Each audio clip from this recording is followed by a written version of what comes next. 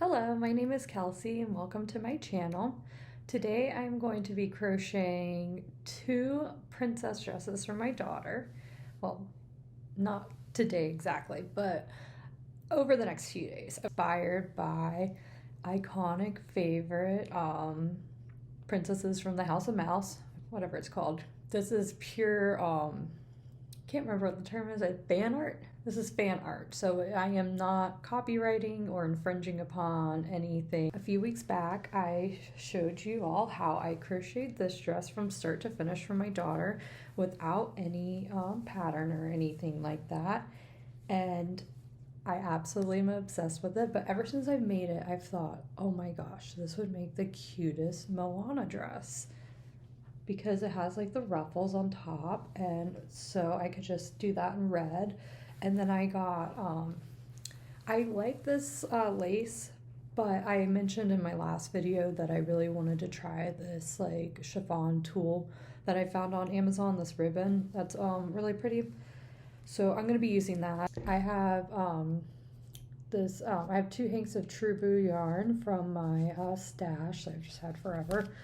And scarlet that I'm going to make the Moana dress, and then I'm going to do a Cinderella dress, this light blue.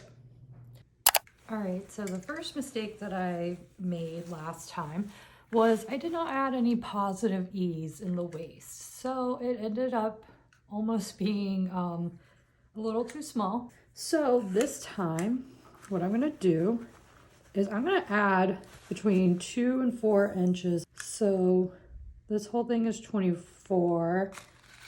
So let's see, I think I'm going to do 26 inches around. And now this dress is large on her. Let me see, it is size 1 to 2, so it's a little big on her, but I want this dress to be easy to get on and off on her. I'm going to get started with the Cinderella version, and I'm going to be making a 26-inch long chain and then connecting it at the end, holding 2 strands of yarn together with a 6mm crochet hook.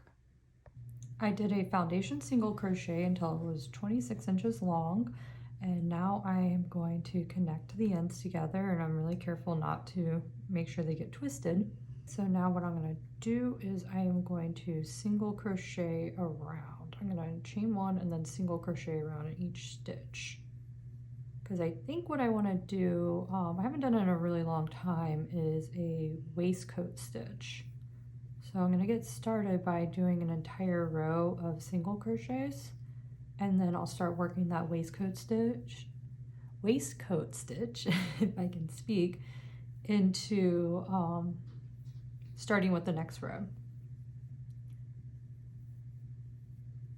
It's a really common stitch used in amigurumi. I know I did not pronounce that right. I have no clue how to pronounce it.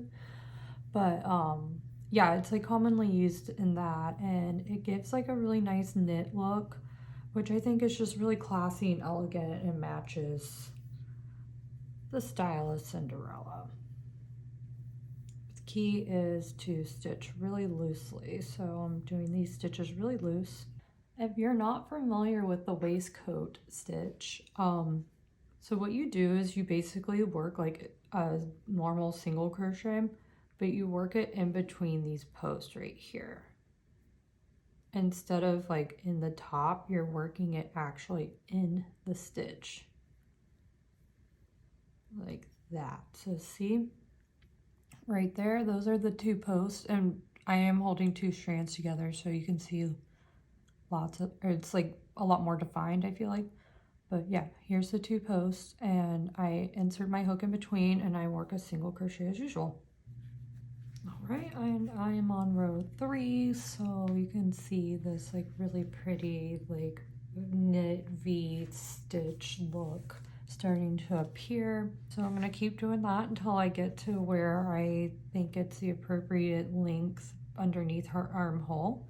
And then just like with the last dress, I'm going to make the armholes really big because it's so easy to go in later and make them smaller, but you can't make them bigger after you've already stitched it without doing an awful lot of frogging.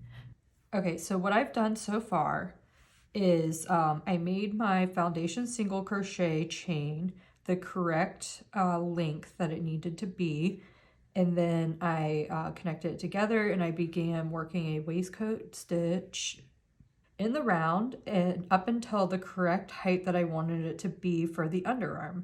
And then what I did was I just eyeballed how big I wanted the underarm to be, which I believe it's 1, 2, 3, 4, 5, 6, 7, 8, 9, 10 stitches wide.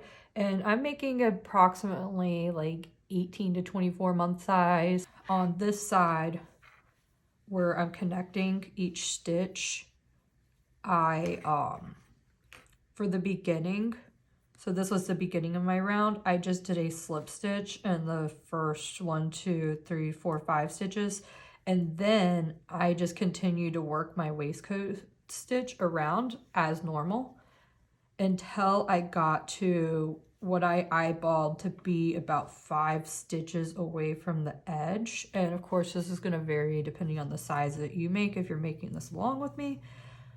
But after that, I chained 24 and I connected it down here and I continued my waistcoat stitch across until I got about 5 stitches away from my seam where I'm connecting the round, and I chained 24 and connected it back down here to where my stitch marker is.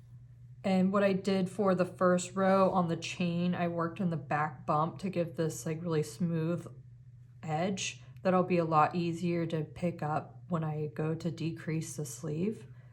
And I wanted to, but for the first row I just did a straight single crochet around. I didn't do any increasing. And then for the next row I continued the waistcoat stitch style, but I wanted to increase by 3 stitches here so it can kind of create like a poof, not a poof, but like a little puff like Cinderella's sleeves are. And but I just want it to be really gradual and subtle. I don't want it to be big and floppy. And I am also decreasing, but what I learned from my last dress that I made was I decreased way too soon in the front and it just became more like a summer cardigan, which was perfect because we did family photos on the beach. But for this, I don't want that. So I am decreasing on the sleeve side to make sure, and I'm doing that to make sure to like start to bring it in to slope it so it'll be an actual sleeve and it won't be like off the shoulders. But yeah, once I finish doing the increasing here and I start decreasing it, then I'll probably decrease more along here. I will say I messed up right there, probably because it was like late at night. Drive me nuts. So this will probably most definitely be the back side. But I just wanted to show that to you to show nobody's perfect. If you're following along, this is how I do the decrease for the start of the sleeve. So this is, so what I'm going to do is a waistcoat stitch 2 together. It's a tongue twister. And so this is the one that I did from the previous row. So that's the one I'm going to start with. It's right here. I'm going to try to stick it through both stitches. Grab that, and then the second one. So I draw up a loop in 2 of them, yarn over, and draw through all 3 loops. So I just did 2 together, and see how it's like in the sleeve side. So right now I'm at where roughly the center where I increased on the previous row, and this is one of my very first increased stitch, or the last actually, since I'm working in the round. So I'm going to start with that one by just working a normal waistcoat stitch in it. And then in this gap in between the next stitch, I am going to work a single crochet.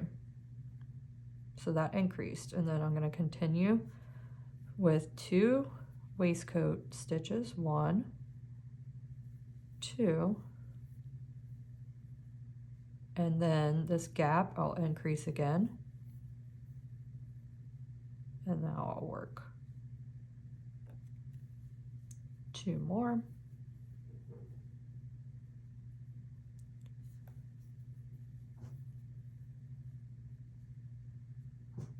And increase 1 more time. And then I'll just continue to work down until I get to the spot where I'm going to decrease. So I am 1 stitch before the decrease from the previous row, so I'm going to decrease again. Some of these stitches are a little tighter, so just make sure to, I'm not keeping my tension very loose like I should near the decreases. Just some helpful tips. And then 2 together, and now I will continue my pattern along. At this point, I really like the puff on the sleeve that's like coming out, like flares out a little bit. So I'm gonna begin decreasing in here as well. So what I'll probably do is just continue the same pattern of like 2 waistcoat stitches and then do a decrease and so on. And I'll do that for like 2 rows and see what it's starting to look like. And yeah, and then I'm going to do some white. I'm gonna get some white yarn and do like the edging. And I'm thinking about maybe doing some spike stitches down. I know it'll kind of look like, I feel like more like Elsa-like, but I have this vision in my head and I think it's gonna look really pretty. And I might even add some sequin yarn. Well, just see what I have in my stash. I think I have some sequin yarn that's like thread weight that I might add in as well. And also what I'm gonna start doing is I'm gonna start the decrease on this side instead of the sleeve side for now on, for the next couple of rows. So I can start decreasing the neckline a little bit more. All right, so I am back at my starting corner seam. The sleeves are a little bigger, but what I think I'm gonna do is I'm gonna drastically increase them on 1 more row and change the color to white. I have this Lion Brand Turboo from my stash, and I'm gonna hold 1 strand of this with this like shiny, glittery thread that I have that I found in my stash that I believe I got this at Hobby Lobby a long time ago, and it came in like a pack of like 6 of them in like different shades of metallic. But I have this white, so I'm gonna use this and hold it with that, and yeah, do some like play around with some spike stitches to maybe like make it look like a little princess necklace. Loosely waistcoat stitch, 1 in each on the front and back, and then in the shoulders I'm going to a decrease repeat of decrease and then 2 normal stitches, decrease, 2 normal stitches, but I'm going to do it really loosely. So this is the spike strip stitch that I went with. So yeah, I did the 5 middle stitches and I went down on a staggered. It's been a couple of days, but I am done with both tops, and tomorrow's the big day that we're going to Disney World, so I'm really excited that I got them done with plenty of time. I've even woven in all of the ends except here. But anyways, so this is my Moana top, and I literally just followed exactly to a T what I did in my other princess dress video, except I did not alternate double and single crochets. I just did double crochets for each row in the back loop only still, and then I added a little bobble border in white. And for this one, I did go back and I undid the white section that I recorded after I tried it on my daughter, and the neckline was just still way too big. So I did 2 more decreasing rows, and then I added the, I did the detailing like exactly the same as I recorded it. Also, what I really wanted to share, I found with my last dress that this was such a great idea to have, what I did was I chained 6 and then I skipped 2 stitches and I single crocheted it down. And this is what I'm going to be attaching the tulle skirt to. So that way it's not making these like massive unsightly holes in our actual work. So this is what it'll be attached to, and it'll be like a little loose, but that's okay. And it's just not going to take away from our stitch definition that we have down here. And now it's time for the skirts. I didn't want to open this stuff yet because, I mean, look at this. This packaging is gorgeous for Amazon. I was definitely blown away. What I wasn't blown away by was this one was supposed to be dusty blue. That's not very dusty blue to me. But I do highly recommend this product because I thought it was really neat. I had the choice on this one if the edges were going to be straight or frayed. I thought that was really cool. My original idea was for the Cinderella one to be straight just because she's more prim and proper, and the Moana one to be frayed because she's Moana and like her skirt's like has so much texture to it that just adds to the texture. But I ended up getting the Cinderella one frayed as well. I got this one and it had a lot of reviews with pictures. So that's why I went with this one, so I could make sure that the color was going to be correct. We've been back from Disney for about a week, and I wanted to show you what the dresses look like after being actually worn by an 18-month-old in a theme park. So, and especially how like the tulle held up. This is the Cinderella dress. She wore this for probably like 5 hours, and she did a tremendous amount of walking in it, and she really enjoyed tugging on this, or on the skirt. And so you can see this ribbon did not hold up very well. This lighter blue, I was not really a big fan of it because for the presentation of it in the box, each piece was cut like this at the very end to make a cute little tie, which is cute, but it was like not functional, and I should have just cut that off. And it just encouraged it to fray, and she enjoyed pulling on the strings. So I don't really recommend this this particular frayed one. I loved the straight edge one. As you can see, it held up beautifully, no fraying at all, looked great. It just wasn't the color that I wanted, but yeah, I used like some extra pieces that I had to tie to our stroller to identify it, and it held up perfectly. It looks great. Whereas this frayed one, not so much. And as you can see, her tugging on it, the ends aren't even anymore. And with the loops that I made, obviously this chain 6 was a little overkill to do. So I would recommend probably like chaining 3 to attach them to, because as she tugged on it, it kind of wore down. But yeah, overall it like held up really, really nicely given how much she wore it in the park. And I've washed it since then, so that kind of probably agitated this. I hand washed it, but yeah, it held up really great.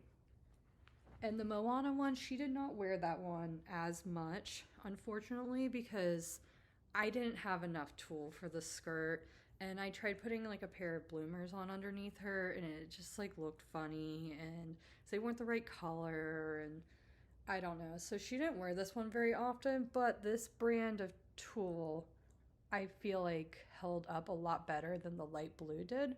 This was the same brand as the dark blue that had the straight edge on it, and I feel like it held up a lot better overall, although she didn't wear it as much. Thank you so much for watching this video. I really hope that it inspired you to make your own little dress for the little princess in your life. And yeah, and if you would like this video and subscribe to my channel, it would mean the world to me. Thank you, and happy stitching.